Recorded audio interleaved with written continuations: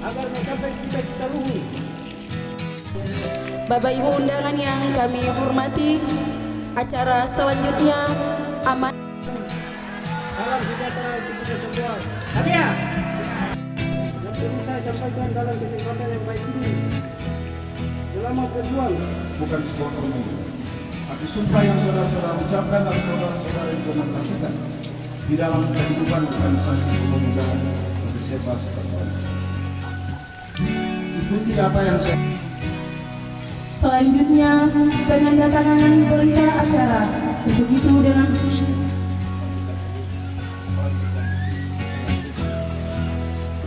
masa bakti tahun 2022 sampai dengan tahun 2027. Semoga Tuhan Allah Subhanahu wa Ta'ala dan dengan hormat Ketua terpilih, Sekretaris terpilih dan Bendahara Umum itu dapat mengambil tempat pada podium yang telah disiapkan.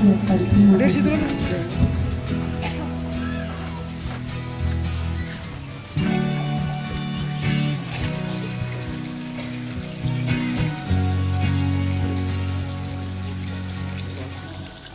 Beta akan menyerahkan tugas dan tanggung jawab untuk melihat wilayah ini kepada kalian.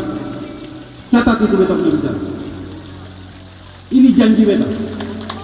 Wilayah ini akan beta serahkan ke dalam tangan pemuda dan kewang untuk menentukan penertiban. Beta tidak mau terlibat langsung karena urusan pemerintahan cukup banyak.